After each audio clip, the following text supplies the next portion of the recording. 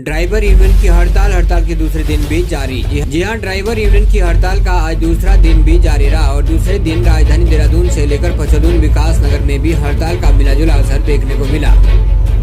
परिवहन विभाग की सख्ती के बाद सभी रोडवेज बसें सुचारू कर दी गई है, लेकिन ट्रक ड्राइवर अभी भी हड़ताल पर है। केंद्र सरकार द्वारा जारी किए गए एमवी एक्ट नियम का विरोध लगातार ड्राइवर करते हुए नजर आ रहे हैं, जो कि दूसरे दिन भी जारी रहा। ड्राइवरों की मांग है कि जो नियम सरकार द्वारा बनाया गया है उसको वापस लें। वहीं परिवहन अधिकारी शैलेश तिवारी ड्राइवर के बीच पहुंचे और ड्राइवरों को समझाने की कोशिश की गई, लेकिन ड्राइवर भी अपनी मांगों पर अड़े रहे। वहीं पचदून विकास नगर में भी जौनसार बावर चालक यूनियन के द्वारा इस नियम का विरोध करते हुए सभी वाहनों को बाड़वाला में रोकने का प्रयास किया गया। इस मौके पर पुलिस अधिकारी भी मौजूद रहे। उन्होंने कहा है कि किसी भी वाहन को साथ जोर जबरदस्ती नहीं की जाएगी।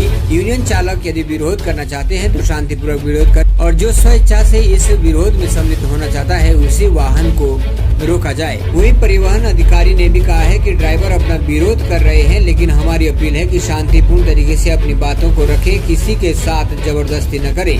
यदि कोई जबरदस्ती करेगा या मारपीट करेगा उसके खिलाफ पुलिस या कार्रवाई की जाएगी।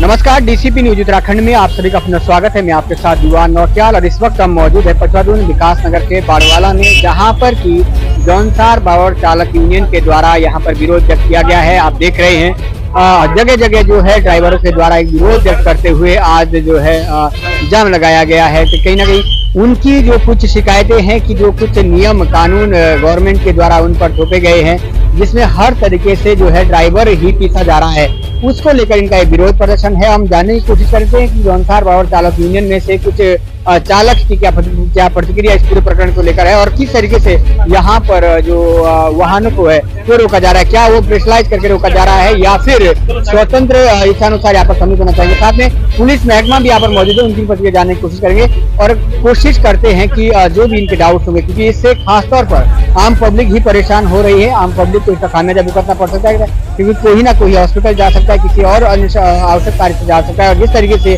बलपूर्वक यहाँ से अंदर धकेला जा रहा है, वाहन को अंदर खड़ा करने के लिए रिवर्स किया जा रहा है, उससे कहीं ना कहीं आम पब्लिक को खास नुकसान देखने को मिल रहा है। आइए सीधा ले चलते हैं प्रतिक्रिया की ओर और जानते हैं कि आपको चाहिए पूरा इस विरोध के पीछे का क्या वजह है।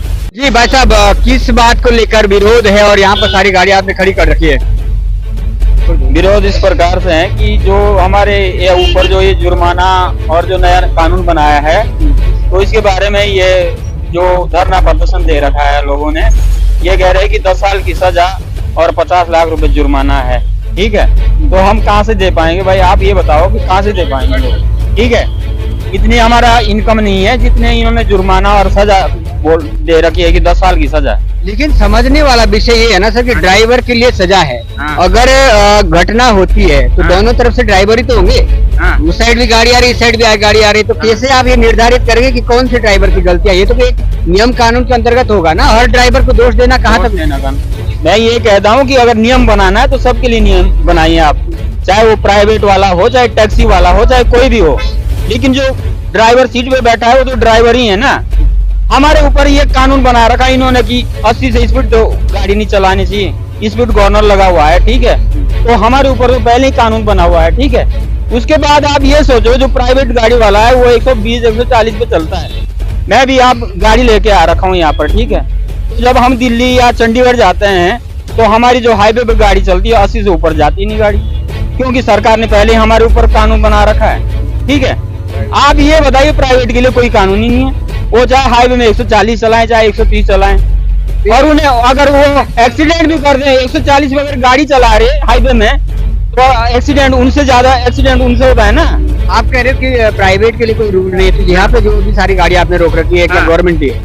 ये सब टैक्सी वाले और कॉमर्शियल गाड़ियां हैं। ठीक है, कॉमर्शियल नहीं है, तो कॉमर्शियल पे क्यों इतना कानून बना रखा? आप ये बताइए। मैं तो ये बोलता हूँ अगर कानून बनाया तो सबके लिए कानून बनाओ। अब समझने वाला विषय ये है कि सिर्फ प्राइवेट वालों पे कोई पाबंदी नहीं है, कोई कानून नहीं है, लेकिन ये समझना होगा क्या प्राइवेट वाला जो ड्राइवर है वो मिस्टेक नहीं कर सकता है?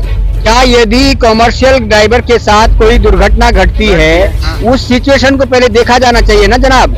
उस सिचुएशन को धरातल पे देखा जाना चाहिए, कौन रॉन्ग साइड था, कौन अपनी साइड से हटकर चल रहा था, कौन स्पीड से अधिक गति से चल रहा था। आखिर ये कैसा नियम कि सिर्फ और सिर्फ कॉमर्शियल ड्राइवर ही दोषी है, वो चाहे फिर अपने नियम अनुसार भी चल रहा हो। तो ये समझने वाला विषय है और इनका विरोध इसी को लेकर है। ये कहीं ना कहीं हर एक के लिए रूल होना चाहिए। घटना होती है, अभी तक होती है, एक्सीडेंट होते हैं, लेकिन उसको मौके पर आके देखा जाता है, पुलिस या कार्रवाई होती है, जो भी गलत ठहराया जाता है उस पर कानूनन जो है जुर्माना लगाया जाता है और उनके जो सजा का भी प्रावधान है। लेकिन इस तरीके का इनका ये विरोध है कि इस तरीके का सिर्फ और सिर्फ कमर्शियल ड्राइवर को दोषी देना और वहां पर सिर्फ ये डिसाइड कर दिया है कि प्राइवेट वाहन वाला अगर ठोकर चला गया या उसके साथ कमर्शियल वाहन की टक्कर हो गई, दुर्घटना हो गई, तो उसमें सिर्फ और सिर्फ कमर्शियल वाला दोषी है। ये तो बिना घटना जांचे हम कह नहीं सकते ना, हर एक की जांच होनी चाहिए, उसके बाद ही इस तरीके का कोई ना कोई जो डिसीजन होना चाहिए था इसी को लेकर। और इससे कहीं ना कहीं कल से हम देख रहे हैं पूरे राजधानी देहरादून से लेकर पचौदून विकास नगर तक जो आम लोग हैं उनको इसका जो है खामियाजा भुगतना पड़ रहा है। जिनकी फसलें मंडी के लिए तैयार है उनको खामियाजा भुगतना पड़ रहा है। आखिर मर कौन रहा है? गरीबी तो मर रहा है ना। जो अमीर है उसके पास अपनी गाड़ियां हैं, वो पहुंच रहा है, अपने काम हो रहे हैं, लेकिन जो दूसरे की गाड़ी के सहारे, जो इनके सहारे बाजार पहुंचता है, जिनका माल इनके सहारे बाजार पहुंचता है, नुकसान तो उनका हो रहा है ना। तो कहीं ना कहीं शासन स्तर पर बैठे हुए जनप्रतिनिधियों को, इस देश को चलाने वाले जनप्रतिनिधियों को ये समझना होगा ना कि कहीं जब भी आप रूल निकालते हैं तो उस रूल का शिकार होता है आम नागरिक। अगर ये रूल निकालना है तो एक तरफ से हर किसी ड्राइवर के लिए निकालते ना, तब शायद हम समझ पाते कि इनका भी विरोध नहीं होता। लेकिन कुछ लोगों के लिए ही और एक क्राइटेरिया डिसाइड कर देना कि प्राइवेट जो है किसी भी गति से चले, वो कमर्शियल को ठोकर चले, उसके साथ घटना होती है, उसके लिए कोई नियम नहीं होते हैं, तो फिर ये कैसा न्याय हो सकता है? इसी को लेकर मैं प्रोटेक्ट कहीं ना कहीं इससे मैं फिर बता दूं, आम लोगों को परेशानियां हो रही है जो जिसका कि संज्ञान लिया जाना चाहिए। और ऐसा ना हो कि देश की सरकार को जिस तरीके से किसान कानून, जब किसान अपनी आत्महत्या कर चुके थे तब वापस लेना पड़ा था, कहीं ऐसा ना हो जब ये ड्राइवर हद से ज्यादा अपना निमंत्रण खो दें, जब कहीं बड़ी घटनाएं हो जाए उसके बाद अगर वापस लेना पड़ेगा तो जनाब फिर से आपको आलोचना सहनी पड़ेगी, क्योंकि फिर आप वही कहते हैं कि हम जान तो नहीं लौटा सकते, हम इसका मुआवजा ही दे सकते हैं। और एक गरीब की जान का सिर्फ मुआवजा ही होता है क्या? उससे पहले कि हमें रूल पर ध्यान देना चाहिए था। अगर इनकी कुछ समस्या थी उस समस्या को सुना जाना चाहिए था। जेन्युइन जो भी जहां भी पॉइंट जो है प्रॉब्लम कर रहे हैं उन चीजों में संशोधन करके एक तरफा जो है ये नियम लागू नहीं किया जाना चाहिए। इनका यही विरोध है। आगे हम जानने की कोशिश करेंगे। और कोई भी अगर देखो जो रूल रेगुलेशन बनाया गया है, मैं एक बार ये कहना चाहता हूँ कि रूल रेगुलेशन बनाया गया क्या ये कमर्शियल गाड़ियों के लिए है? हम तो डर के मारे तो बाजार में भी गाड़ी खड़ी नहीं कर सकते। कहीं गाड़ी खड़ी कर दी तो तुरंत पुलिस वाला आएगा, भाई चालान हो गया।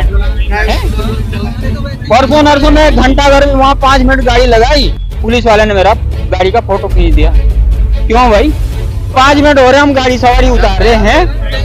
टैक्सी वालों के साथ ये रूल है क्या? प्राइवेट वाले जहाँ 6-6 घंटे गाड़ी खड़ी कर रहे हैं उसके लिए कोई रूल ही नहीं है।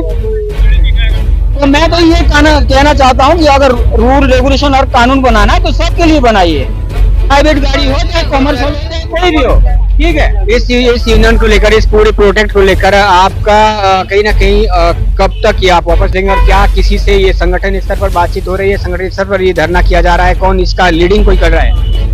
हमारा तो एक ही कहना है जी, जब तक एक काला कानून वापस नहीं जाता तब तक हम धरना प्रदर्शन करेंगे। ये तो आज और कल तो 3 तारीख तो हल्का सा है, इसके बाद देखेंगे प्राइवेट कारें भी रोकेंगे।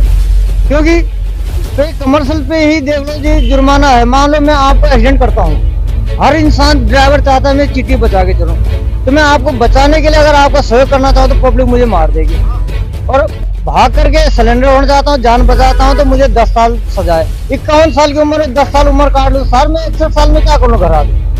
और अगर कोई मुझे मारता है पब्लिक बचाने उसमें, तो उसके ऊपर क्या सजा होनी चाहिए? उसके ऊपर तो होनी चाहिए। और पब्लिक को बिना ड्राइवर चाहता है जी एक्सीडेंट के बाद में इसको इस हॉस्पिटल पहुंचाओ, लेकिन इतना टाइम नहीं देते। और हमारे ऊपर तो कई कानून, पहले तो सरकार ने कमर्शियल लाइसेंस पे ये नियम करा, हर 3 साल बाद 2 साल के ट्रेनिंग में जाओ जी, जैसे हम नया लाइसेंस बना रहे हैं। और प्राइवेट लाइसेंस बना रहे हैं, उन्हें कोई ट्रेनिंग नहीं, गए और नेतागिरी करा, सोर्स ले गए, कानून है नहीं, लाइसेंस लेके आ गए। और पूछ लीजिए, हमसे पुराने हैं, 94 के लाइसेंस है। मैं हर 3 साल वहाँ ट्रेनिंग देने बेवकूफ की तरह जाता हूँ। वहाँ क्या सिखाया जाता है? ऐड से बचो, ऐसा करो। वो साला 2 दिन तक ऐसे सो के टाइम को पास करना है एक बेवकूफ की तरह। वहाँ गाड़ी के टेक्निकल फॉल्ट बताए किस तरह करना है, क्या करना। एक्सीडेंट जानबूझ के कोई नहीं करता सर, नियम में बना रखा। बड़ी गाड़ी नहीं, इसके साथ छोटी की हुई तो बड़ी की जुर्माना मानते। छोटे वाले से स्कूटी लग गई तो छोटे वाले को माने, स्कूटी वाले बेवकूफ। पब्लिक गलत करता है तो भी स्कूटर वाले गलती मानते। कानून ऐसा देखा जाए ना किसकी गलती है, ऐसा कोई है नहीं अल्लाह कानून। बिल्कुल बिल्कुल। तो काला कानून जैसा जिक्र किया जा रहा है और काला कानून जब किसानों के लिए निकला था तो उसका भी इसी तरीके से विरोध था। स्पष्ट कहना है घटना स्थल पर आकर मौके पर जांच किया जाना चाहिए, कौन रॉन्ग साइड था, कौन नशे में था, कौन ओवर स्पीड में था, ये सारी खामियां को देखा जाना चाहिए था। उसके बाद ये डिसाइड किया जाता है कि आखिर कौन है। यहाँ पे कोई एक आदेश जारी होने की बात की गई है, उसको लेके असमंजस की स्थिति पैदा हो रखी है फिलहाल अगर बात करी जाए, क्योंकि कहीं ना कहीं इसमें देखा जाए तो अभी जो है इम्प्लीमेंट की बात नहीं हुई है, परंतु जिस तरीके से ड्राइवर्स लोग यहाँ पे धरने प्रदर्शन कर रहे हैं तो कहीं ना कहीं असमंजस की जो स्थिति है उसको किस तरीके से। एक नया कानून पास हुआ है पार्लियामेंट से, हीट एंड रन का मामला। हीट एंड रन का मामला होता है अगर कोई ड्राइवर किसी को धक्का मारता है, उसकी मृत्यु हो जाती है सामने वाले की और ड्राइवर भाग जाता है, किसी को इन्फॉर्म नहीं करता है, तब वहाँ ये नियम लागू होता है। ये नॉर्मल के लिए नहीं है। और एक चीज़ बता दूँ, ये सिर्फ ट्रक या बस के ड्राइवर के लिए नहीं नियम है, ये नियम सबके लिए है। आप स्कूटर चलाते हो, आपके लिए भी ये नियम है। लेकिन मेरा बस सुझाव है कि ठीक है, लोकतंत्र में सबको विरोध करने का हक है।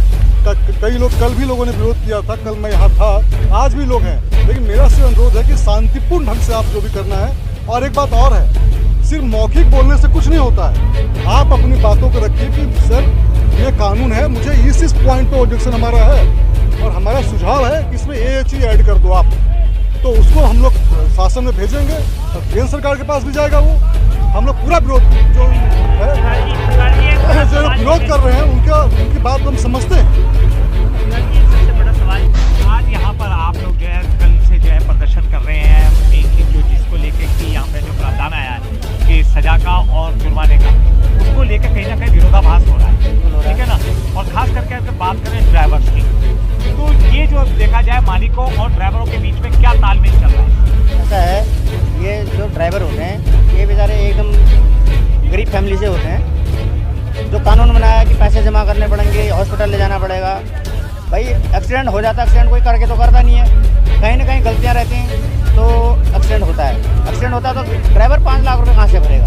उसके पास अगर 7.5 लाख है या 5 लाख है, मैं कह रहा हूँ 1 ही लाख क्यों ना हो, तो ड्राइवर के पास अगर इतने पैसे होते तो ड्राइवर ही क्यों करता? ड्राइवर तो 5,000 भी नहीं भर सकता, वो तो 5,000 भी नहीं भर सकता बेचारा, होते ही नहीं उस पर। अगर वो बंद होता तो उसे भी मालिक के जिम्मे उठाना पड़ता है। ऐसे ही कहीं ना कहीं एक बात है, बात उसकी भी आती कुछ ड्राइवरों का विरोध चल रहा है और इससे कहीं ना कहीं जो आम लोग है उसको परेशानी हो रही है। दूसरा, कई सारे लोग हो सकते हैं जो इमरजेंसी के कारण हॉस्पिटल जाना हो सकता है, कहीं और जगह जाना होता है। आखिर पुलिस प्रशासन, क्योंकि आपका तो दोनों तरफ से बंधा हुआ है ड्यूटी है, किस तरीके से इसको हैंडल कर रहा है?